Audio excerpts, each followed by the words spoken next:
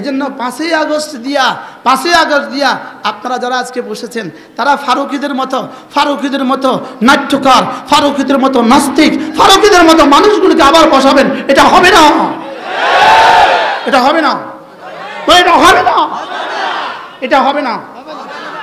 যদি ভিন দেশি কোনো এজেন্ডা বাস্তবায়নের জন্য আবার এদেরকে বসাবার চেষ্টা করেন, এদেরকে যদি দিয়া আবার সমকামিতাকে উস্কে দেওয়ার চেষ্টা করেন, এদেরকে দিয়ে যদি আবার লিঙ্গের ব্যবধানকে ধ্বংস করে দেওয়ার চেষ্টা করেন, এদেরকে দিয়ে যদি এদেশের ইসলামী সংস্কৃতি তাহজিব আর তামাদ্দুনকে ধ্বংসের চেষ্টা করেন, এই ধ্বংসের জবাব এ জাতি কিভাবে দিতে হয় তারা জানে।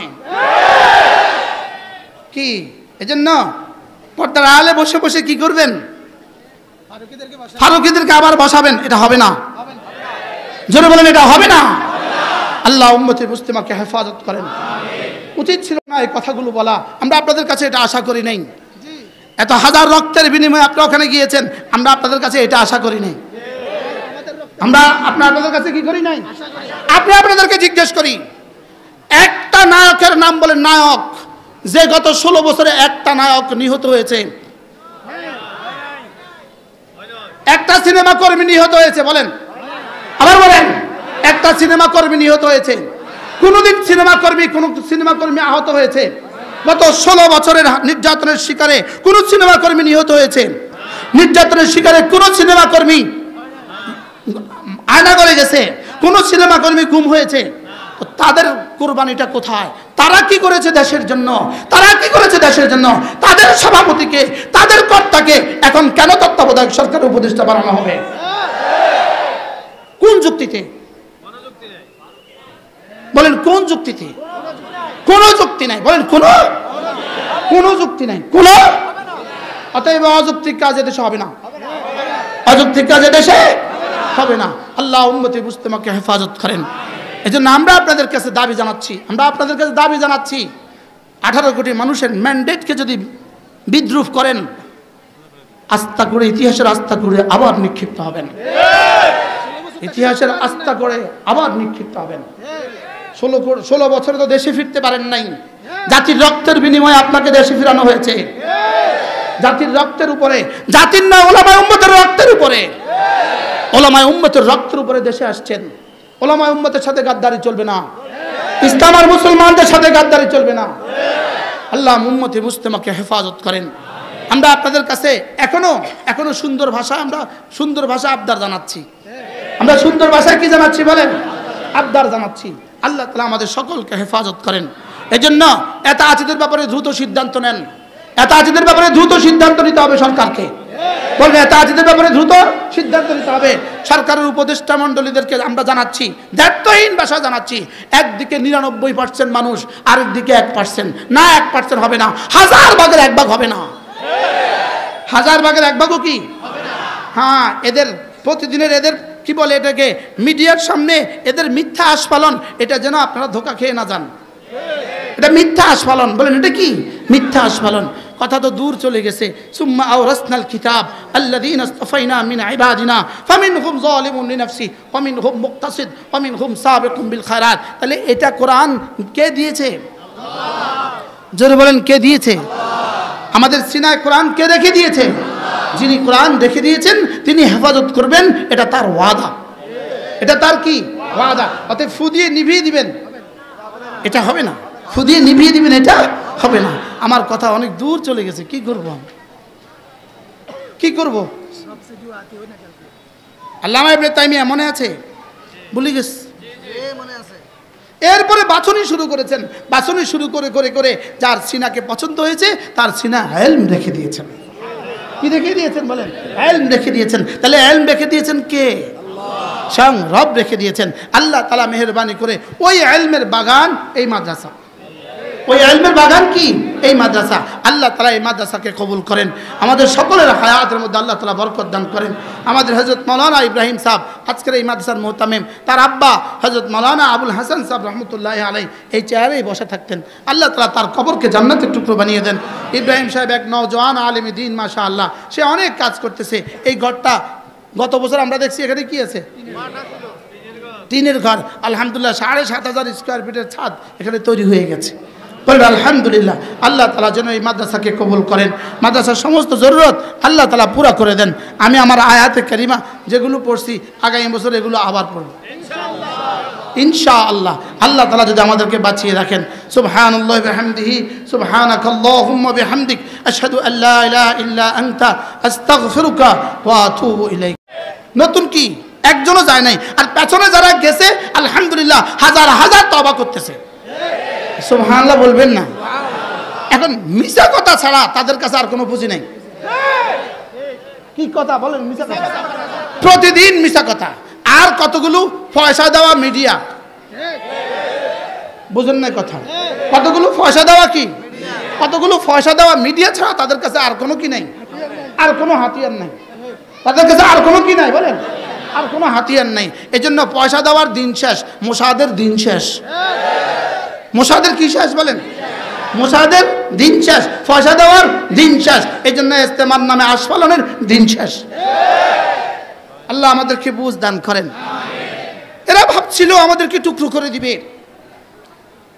দুইটা পয়েন্ট খেয়াল করেন, এরা শুধু আপনাদেরকে তাদেরকে ধ্বংস করবে সিদ্ধান্ত এটা ছিল না।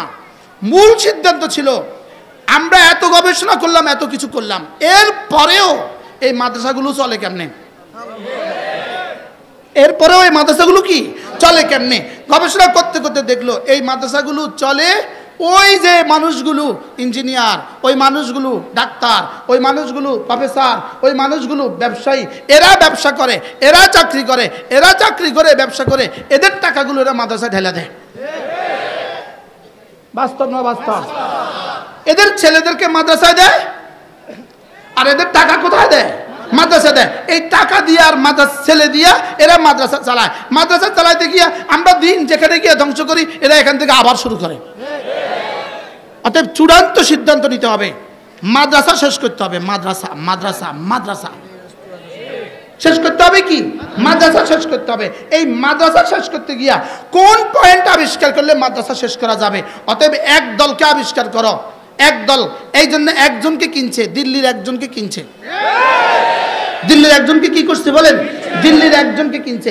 এর তাকে ধইরা তাকে দিয়া তার সাথে কিছু মানুষ লালায়া দিছে, আর টাকাটা দিছে সব মোসাদ থেকে। কোটি কোটি ডলার দিছে, দিয়া এবার শুরু করছে, এবার তোমরা শুধু একটা কাজ করো, ও তাবলিগ দিনের লেগা তাবলিগে যথেষ্ট, দাওয়াতে যথেষ্ট, এলেম লাগবে না।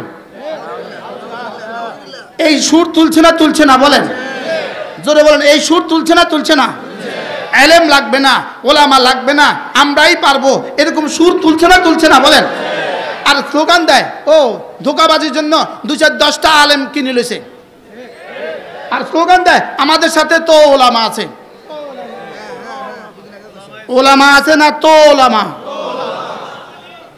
তবনের সাথে কিন্তু একসাথে ভাত খাওয়া যায় না, তবনের সাথে কিন্তু এক রিক্সাতে উঠা যায় না বলেন, কোনো তয়ের সাথে চলা যায় না বলেন।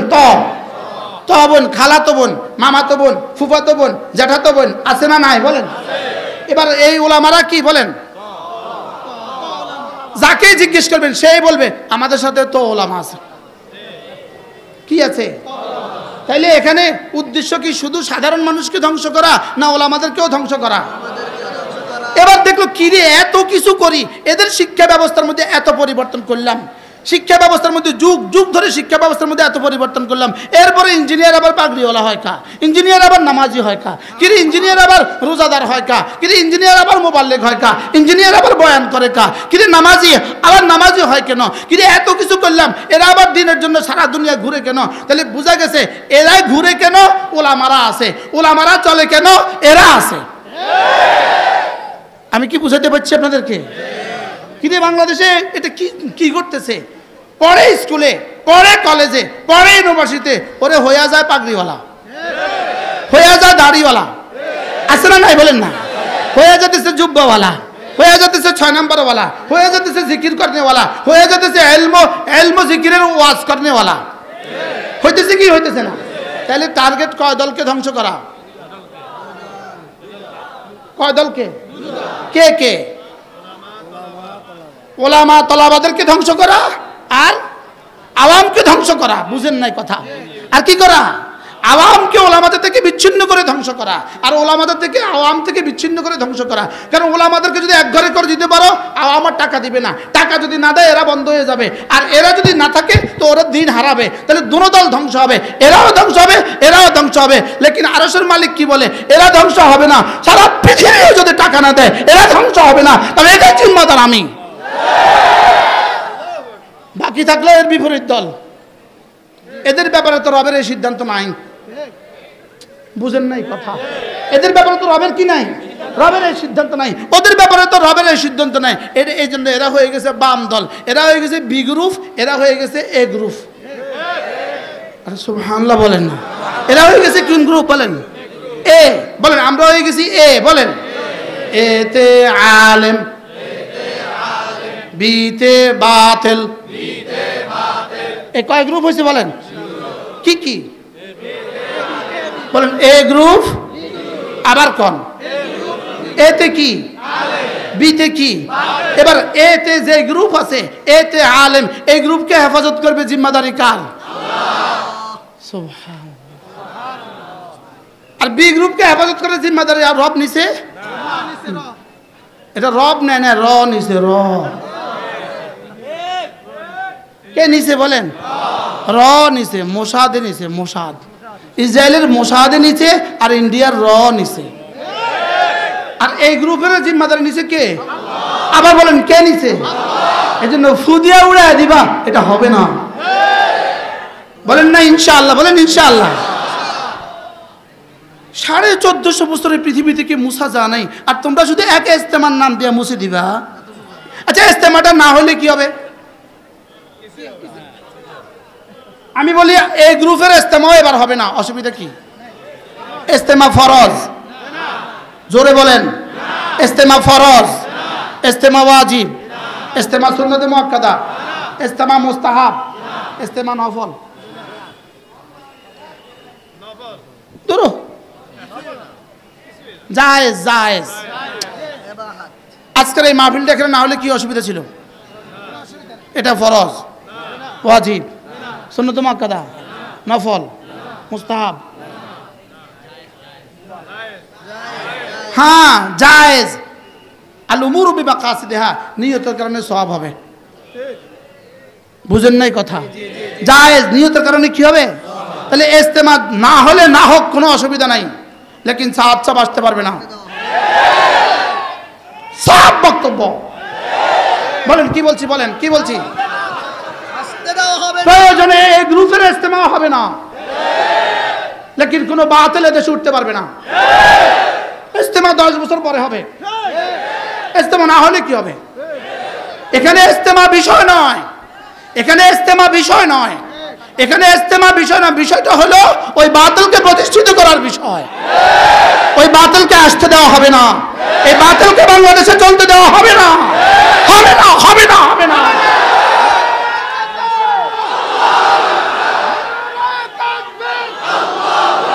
এই এজেন্ডা, এটা ভিন্ন এজেন্ডা, এটা 6 নম্বরের এজেন্ডা নয়, এটা কালেমা, নামাজ, ইলম, জিকির, ইকরামুল মুসলিমিন, সহিহ নিয়ত, তাবলীগের এজেন্ডা নয়।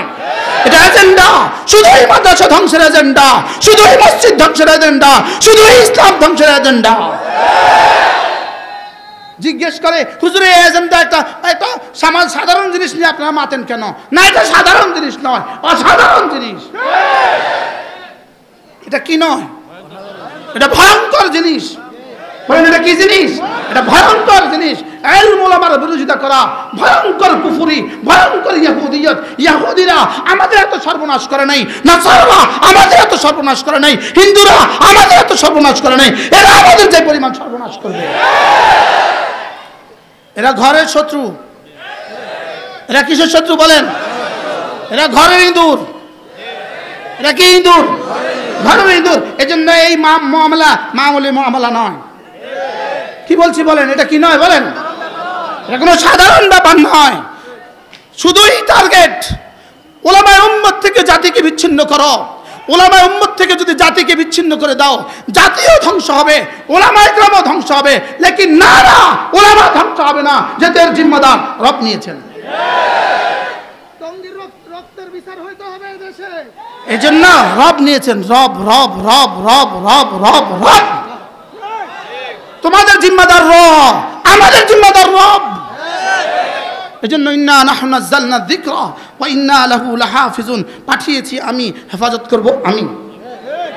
পাঠিয়েছি আমি, হেফাজত করব।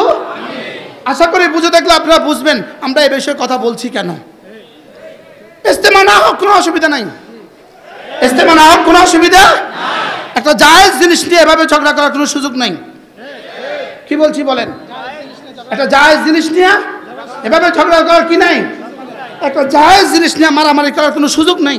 লেকিন এটা জায়েজ বিষয়ের জায়েজের ভিতর দিয়া আসলে একটা ধ্বংসাত্মক মহাপরিকল্পনা। লেকিন ইনশাআল্লাহ এদের সেটা বাস্তবায়িত হবে না। থাকতে পারে, শেষ পর্যন্ত থাকবে সংখ্যালঘু কাদিয়ানীদের মতো দু চারজন থাকবে, যেখানে যাবে ঝাঁটা ফিটা, যেখানে যাবে ঝাঁটা ফিটা, যেখানে যাবে ঝাঁটা ফিটা। কি ভাই, উচিত ছিল না বন্ধুরা তোমাদের বিরুদ্ধে কথাগুলো বলা? আমাদের উচিত ছিল না, আমাদের দরকার ছিল না। আমরা শুধুই মুসাদের বিরুদ্ধে